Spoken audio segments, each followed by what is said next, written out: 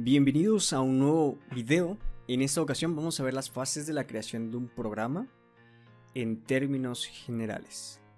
En este caso vamos a tomar en cuenta que tenemos 7 fases, basándonos en lo que nos indica el libro. Muchas veces, o la mayoría de los desarrolladores menciona que solamente existen 6, puesto que la primera fase puede ser un tanto redundante, pero en este caso vamos a utilizar 7 porque pues, es lo más detallado posible. Vamos a ver, la fase número 1 nos habla de la definición del problema. La fase número 2 nos habla del análisis del problema. La fase número 3 se viene lo que es el diseño del algoritmo. La fase número 4 es la codificación. La codificación pues es pasar del algoritmo al lenguaje de programación. La siguiente fase es prueba y depuración, que no es más que nada que probar el código que esté funcionando en base a nuestro algoritmo y posteriormente hacer la depuración correcta. La siguiente fase es la documentación, que se encarga pues de documentar la funcionalidad que va a tener el programa, así como también va a tener pues la documentación para otros desarrolladores. Tenemos la última fase, que es mantenimiento. En este caso, la definición del problema es importante que se entienda para continuar con la siguiente etapa. Sí, como ya lo habíamos comentado, para algunos esta fase no es necesaria. Se requiere definición clara y precisa, obviamente. Siguiendo, tenemos la siguiente fase, que es el análisis del problema. El análisis del problema tiene 3 factores indispensables. Primero, tenemos los datos de entrada. Segundo, tenemos los datos de salida. Y tercero, tenemos los métodos y las fórmulas. Es importante entender que esta fase conlleva o va de la mano de la primera fase. Una vez que tengamos la definición del problema, vamos a analizar el problema. ¿A qué se refiere esto? Ok, conforme a nuestra definición, o sea, nuestra fase número 1, vamos a entender qué tipo de problema tenemos, para después identificar los datos que vamos a necesitar de entrada, asimismo los datos que vamos a procesar de salida, qué métodos y fórmulas son las que vamos a necesitar a la hora de hacer nuestra solución del problema, para dar una respuesta obviamente lógica y concreta de nuestro problema. En la siguiente fase tenemos lo que era el diseño de algoritmo. Aquí tenemos 2 tipos de diseño. El primer diseño es el pseudocódigo. El pseudocódigo es la combinación de un lenguaje natural, símbolos y términos utilizados dentro de la programación. ¿Qué quiero decir con esto? El lenguaje natural es nuestro lenguaje nativo. Por ejemplo, si estás viendo este video, tu idioma nativo, o sea de nacimiento, sea el español. Entonces, el pseudocódigo se va a adaptar a lo que viene siendo el lenguaje natural, o sea nuestro lenguaje principal. ¿Sí? Como vemos aquí tenemos inicio y de ahí vamos a realizar las acciones, acción 1, acción 2, que podemos utilizar en el pseudocódigo. Más adelante vamos a tomar un ejemplo, ahorita lo estoy tomando así de rápido. Y tenemos lo que es los diagramas de flujo. Iba a poner diagrama de flujo, pero se ha colado una S por ahí. Entonces, el diagrama de flujo muchas veces lo hemos visto, ¿no? Tenemos aquí el inicio, en este caso tenemos un orden de pasos a seguir. En un diagrama de flujo siempre vamos a tener un inicio y un final. Vamos a tener nuestras entradas, nuestras condicionales, nuestros procesos o resultados o impresiones, en este caso conectores, y todo con un orden específico. En el pseudocódigo tenemos que entender que es la combinación del lenguaje natural, ya lo habíamos comentado. El pseudocódigo nace a partir de ciertas desventajas que se utilizaban o se utilizan hasta el día de hoy en el diagrama de flujo. A pesar de que el diagrama de flujo es visualmente más estructurado que el pseudocódigo, tiene ciertas desventajas. Por eso nace el pseudocódigo, para poderlo representar de alguna forma diferente, de otro punto de vista. Para el lenguaje C usaremos lo que es el principal, que vendría siendo en el lenguaje de programación main. En el inicio va a ser con la apertura de llave, y fin va a ser con el cierre de llave. En el pseudocódigo lo voy a poner de este lado, y este va a ser lenguaje C. Principal, qué fea letra, pero no tengo una pizarra. Y en el lenguaje C lo vamos a identificar como main. Ahí está. Posteriormente, después de principal, vamos a identificar que tenemos un inicio, el cual en el lenguaje C lo vamos a identificar con la llave, y el final lo vamos a identificar con el cierre de llave. Parece un 3, es un 3 eso. Déjenme lo modifico.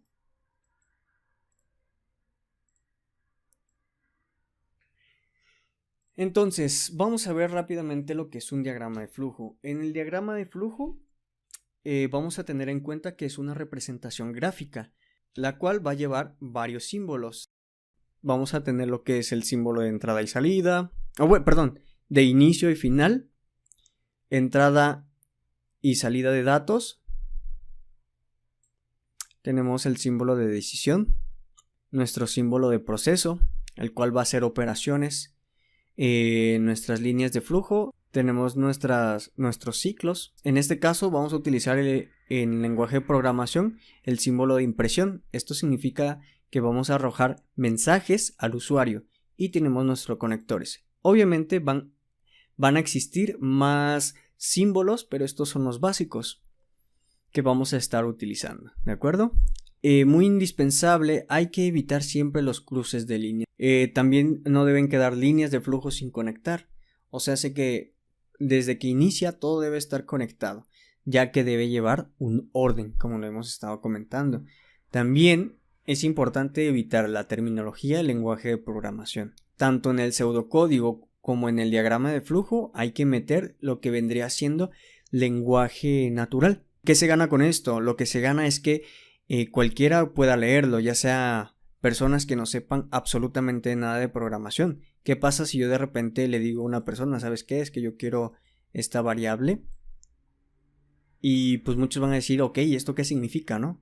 Si una persona que está leyendo el diagrama de flujo no entiende o no conoce lo que es el lenguaje de programación, pues no lo va a entender. Y la idea de un algoritmo es que cualquier persona con conocimientos básicos de lo que son algoritmos pueda entenderlos y adaptarlos, no solamente en el lenguaje de programación, sino también en otras ramas, en otras carreras. Otra anotación importante es que solo los símbolos de decisión tendrán más de una línea. Por ejemplo, si yo estoy realizando un proceso, yo no puedo sacar no puedo hacer que de mi proceso salgan dos líneas. Entonces, en los símbolos de decisión, que es son condicionales. Por ejemplo,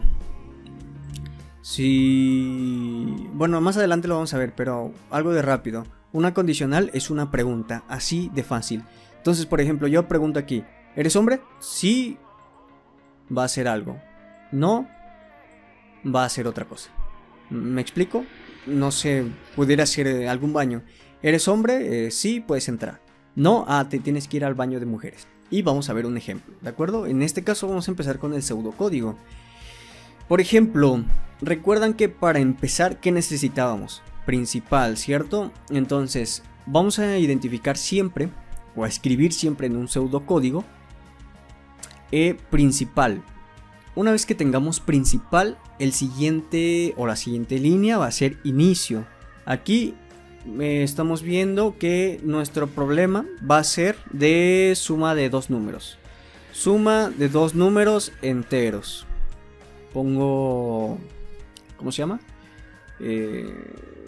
Se me fue el nombre. Sigamos.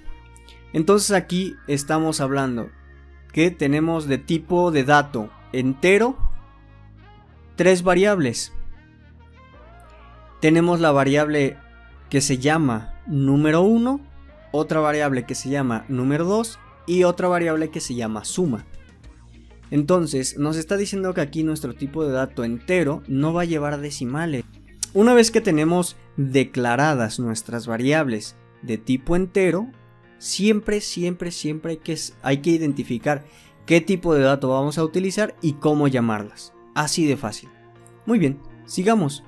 En este caso, en esta palabra, imprimir, no es otra cosa más que arrojarle un mensaje al usuario. Por ejemplo, ya ven que, no sé, en alguna aplicación puede que te diga ingresa nombre. Entonces, cuando uno está visualizando el ingresa nombre, eso es una impresión al usuario. Entonces, por eso aquí lo estamos llamando imprimir. ¿Qué vamos a imprimir? Ingresa 2 números positivos enteros a sumar. Hay que tener en cuenta que las impresiones van a ser mensajes que van a ayudar al usuario a ingresar o leer datos o realizar ciertas operaciones dependiendo pues del programa o del problema. Posteriormente, el siguiente paso sería leer num1 y num2, o sea, número 1 y número 2. ¿Por qué leer? Pues sí, porque ya le estamos diciendo al usuario, ingresa 2 números positivos enteros a sumar. Ok, ¿y en qué momento le vamos a decir al programa, sabes qué?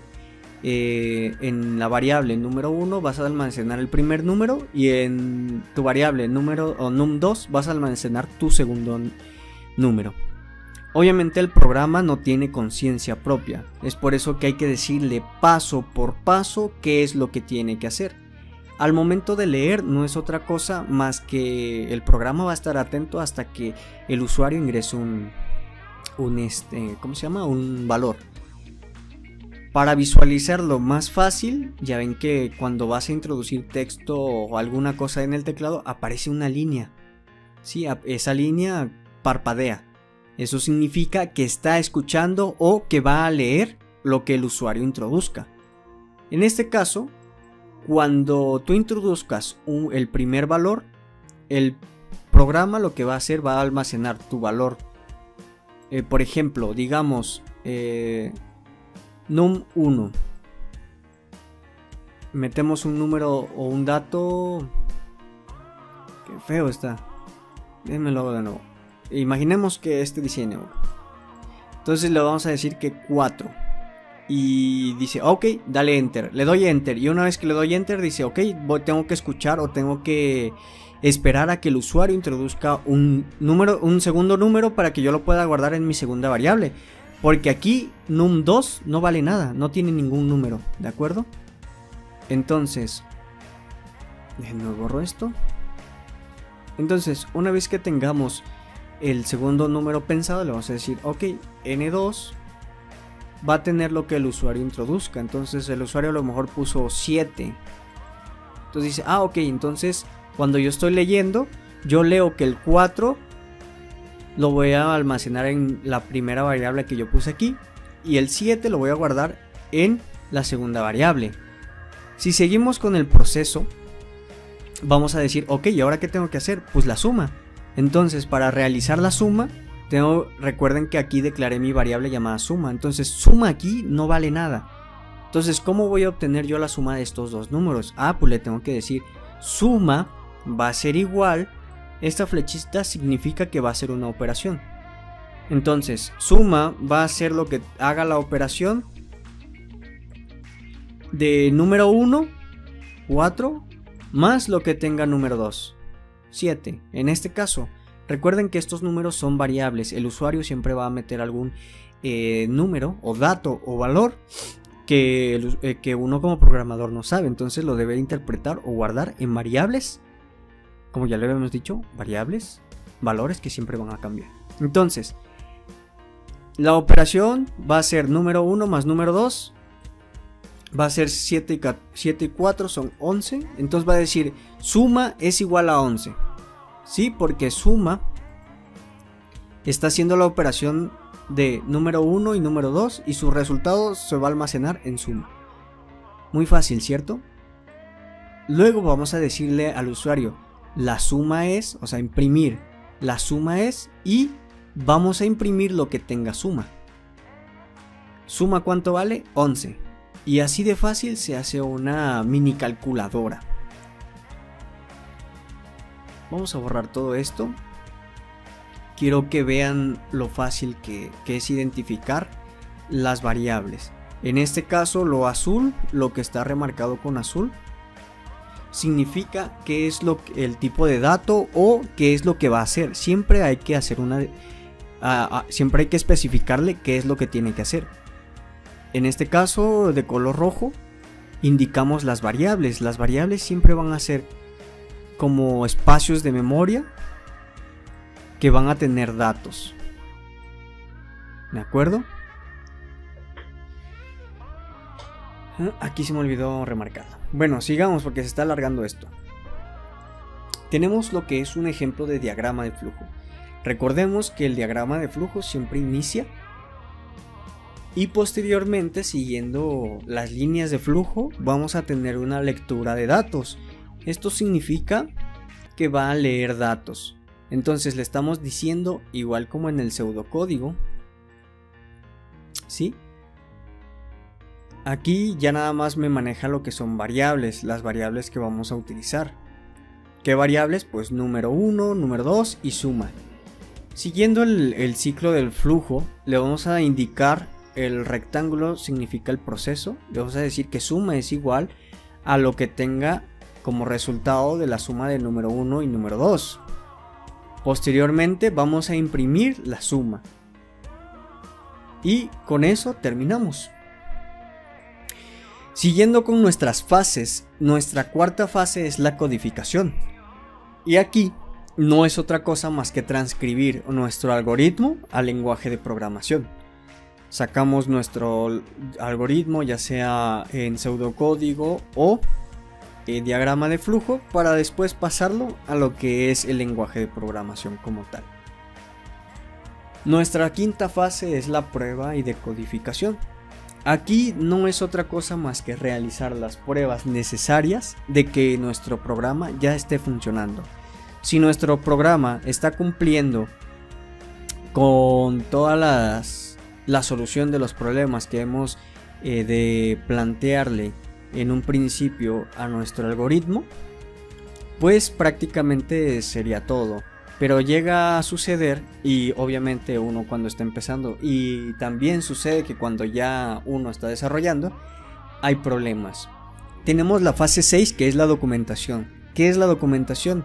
Pues más que nada una guía de uso. Son para dos personas. La primera puede ser que tengas tú un equipo de desarrollo o que tú hayas iniciado el proyecto. Si tú inicias el proyecto y después este proyecto lo va a leer otro equipo o algún otro programador, y es necesario que el otro programador entienda qué es lo que hiciste, porque muchas veces es fácil decir, esta variable la voy a llamar temporal, y a lo mejor al rato se te va a olvidar por qué utilizaste esa variable temporal, ¿no? Entonces la documentación se encarga de hacer eso. Además de esto, también tenemos la guía para el usuario final. El usuario final no va a saber cómo poder utilizar el programa. Es necesario que nuestra documentación en la guía de uso lleve un manual para que el usuario final pueda entender de cómo utilizar el programa. Tenemos dos tipos de documentación. Tenemos la interna y la externa. Como ya lo habíamos dicho, la externa no se refiere más que a una guía para el usuario final.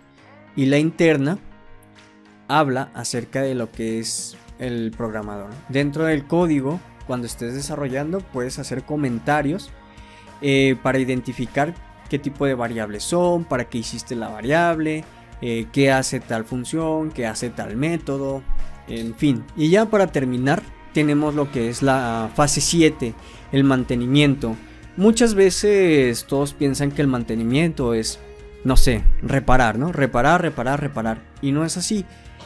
Bueno, no del todo, ya que el mantenimiento tiene que ver con el error típico acerca de lo que es la codificación. Tenemos que verificar posibles errores en el código. Otro punto es mejorar y adaptar funciones mejoradas. ¿A qué me refiero con esto? Por ejemplo, si tu programa nada más sumaba, pues después lo puedes implementar para que reste, para que multiplique, para que divida. Posteriormente que saque raíz cuadrada, que saque raíz cúbica, que pueda hacer expresiones algebraicas, en fin. A eso se refiere con mejorar o adaptar nuevas funcionalidades a tu programa. ¿Qué otra cosa necesitamos en la fase de mantenimiento? Podemos simplificar el código. Si nosotros teníamos 25 líneas donde teníamos que hacer un proceso y a lo mejor con el tiempo descubrimos una herramienta, un método que nos simplifica esto, para tener menos líneas de código, en vez de las 27 ahora vamos a tener unas 10, ¿no? Entonces a eso se refiere el mantenimiento, mejorar el sistema, que sea cada vez más rápido, que tenga más herramientas, más funciones que se adapten a la solución del problema principal y con el menor código posible, o sea, con menos líneas, para que el código sea limpio, sea claro y sea entendible para otros programadores. Al mismo tiempo, pues también que tenga la eficiencia para el usuario final. Y pues bueno, eso ha sido todo. Sé que se alargó bastante este video, pero vimos lo que eran dos partes fundamentales: pseudocódigo y diagrama de flujo, que entran en la opción de algoritmos, y vimos las 7 fases que son importantes para la creación de un programa. Recordemos: definición del problema, análisis del problema, diseño del algoritmo, codificación, prueba y decodificación, documentación y por último mantenimiento. Si tú quieres ser un buen programador, si quieres destacar en lo que haces o hacer un trabajo bien, o sea un proyecto, debes seguir estas fases al pie de la letra para que no pierdas tiempo y tu código sea claro y conciso. Mi nombre es Eric, nos vemos en el siguiente video, te espero con ansias y ya para empezar a ver lo que es el lenguaje C.